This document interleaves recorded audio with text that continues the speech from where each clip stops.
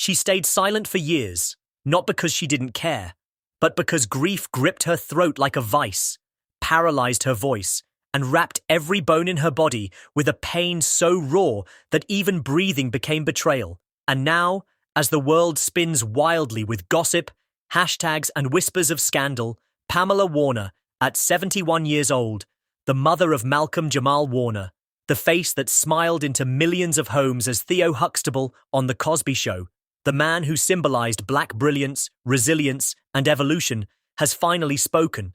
And what she revealed didn't just shake the room, it detonated the silence, because on July 17, 2025, when the news first broke that Malcolm had been found dead in a lake, headlines screamed suicide, addiction, relapse, even Cosby curse.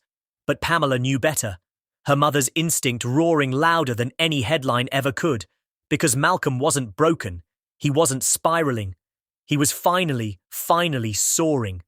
Writing poetry, editing his book, preparing a passion project titled Return to Water, a film he poured his soul into about grief and transformation.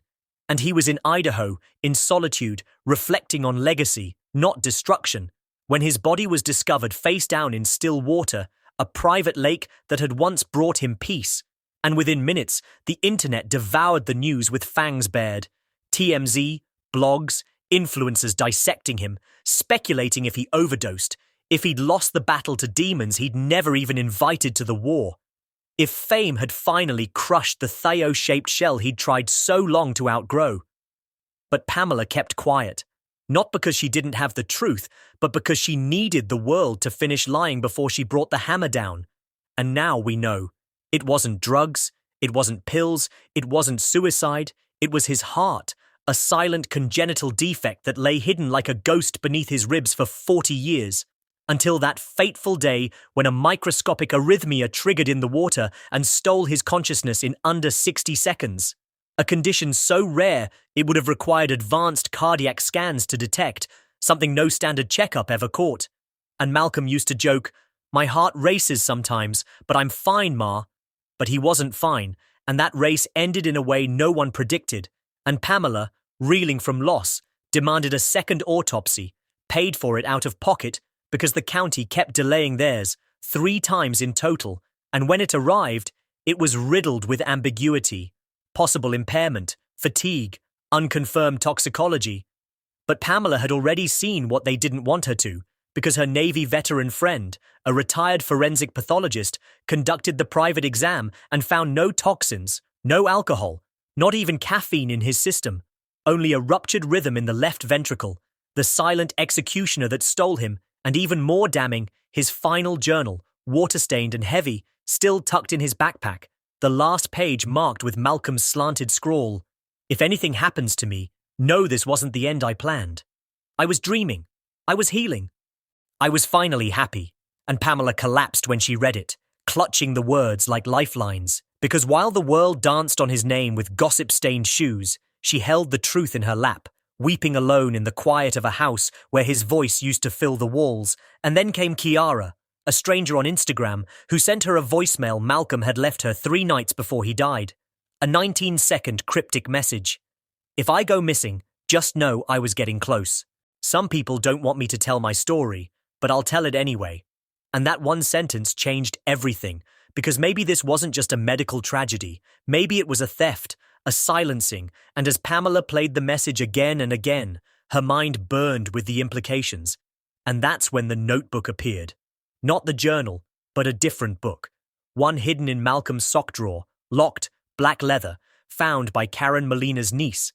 And inside were codes, dates, initials, symbols, seemingly nonsensical, until Karen recognized the repeating set, MMJ, Michael Martin Jackson.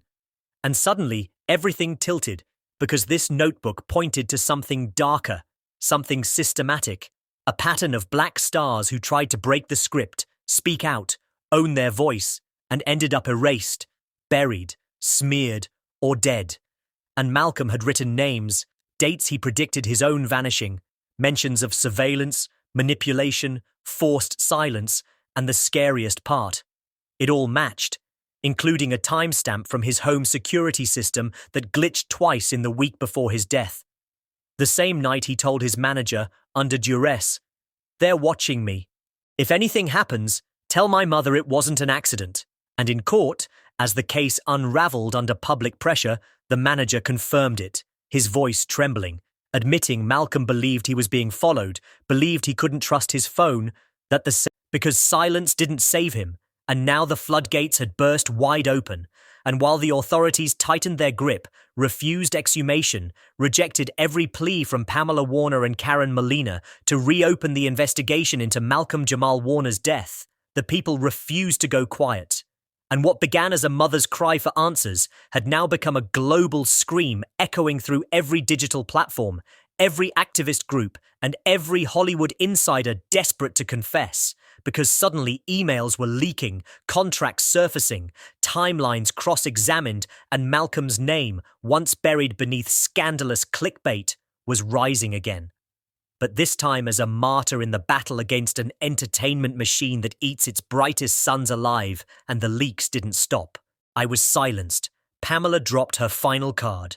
A copy of the sealed medical examiner's email trail that proved the original toxicology report was overwritten on July 19th, 2 days after Malcolm's death, and the final autopsy file had been revised by someone who didn't even work in the Idaho County office, a man whose name, when finally made public, was connected to the exact same funeral home that cremated Malcolm without consent.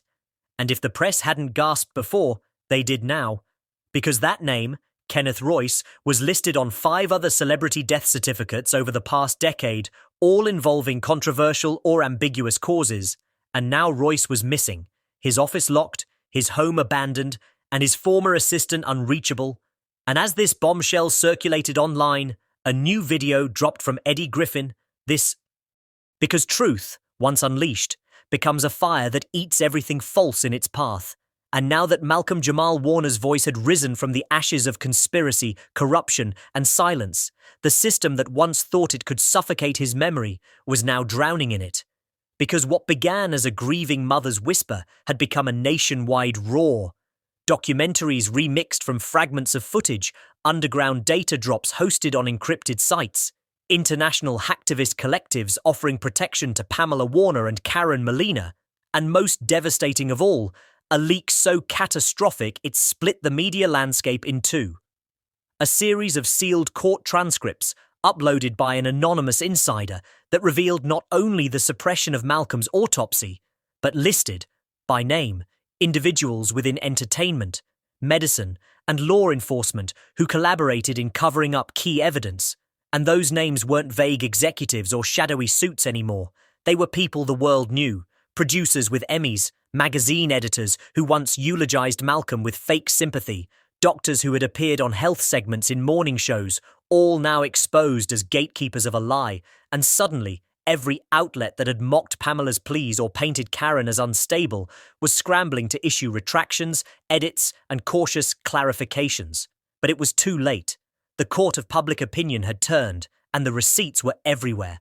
TikTok, Reddit, Discord servers dedicated to decoding the notebook symbols, interactive timelines showing how Malcolm's final 90 days had been tampered with, false statements traced back to handlers, and a 37-minute fan-compiled video titled Deleted, the final days of Malcolm-Jamal Warner that racked up 100 million views in 3 days, narrated entirely by Malcolm's recovered voice memos, hauntingly stitched together with his poetry and notebook entries, and for the first time, the world wasn't just mourning him. They were listening, watching, reawakening, because his words, "If you're watching this, something went wrong," now rang louder than any official statement ever could, and the movement had evolved, no longer just a justice campaign, but a rebellion against a media structure that had operated unchecked for decades.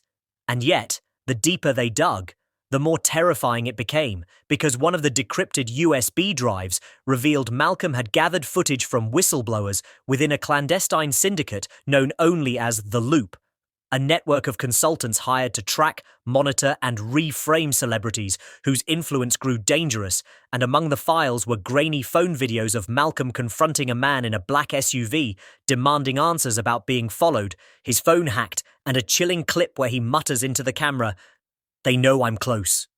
They're erasing the breadcrumbs," before the video cuts out, and when that clip aired on national news, the public lost it. Protests erupting in over 20 cities, fans marching with signs that read, "He knew and they failed to erase him." And yet through the chaos, Pamela never flinched. Her grief had crystallized into steel, and when she appeared on 60 Minutes, her words shook the nation. "I know what they did. I know who signed those papers. And I know my son died fighting for the truth you're now watching unfold." And with that declaration came the first actual subpoena, served not by a prosecutor, but through a civil suit launched by an independent legal team backed by thousands of small donors, demanding the exhumation of Malcolm's ashes and access to all digital files deleted from his Idaho lake house equipment.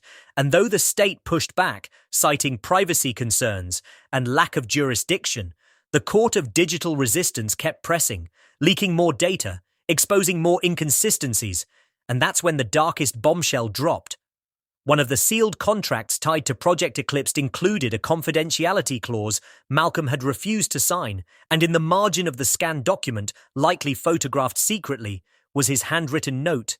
"They're asking me to lie. I'd rather die with truth than live inside their prison." And suddenly, the whole world realized Malcolm knew what he was doing, knew the danger, the consequences, and walked into the storm anyway, armed with nothing but his notebook, his voice, and his refusal to be erased. And then the death toll rose. 3 more associates of Malcolm's docuseries were found dead within a span of 6 weeks. One, a camera woman, supposedly died in a car crash with no skid marks. The second, a former legal aide who drowned in a hotel pool with the surveillance footage mysteriously missing. The third, a tech consultant who had reportedly been helping decrypt Malcolm's footage, shot during a botched robbery where nothing was taken, and though each was ruled unrelated, the public had seen enough, and now a new conspiracy trended. The Warner pattern, a theory that connected these deaths to a wider SI.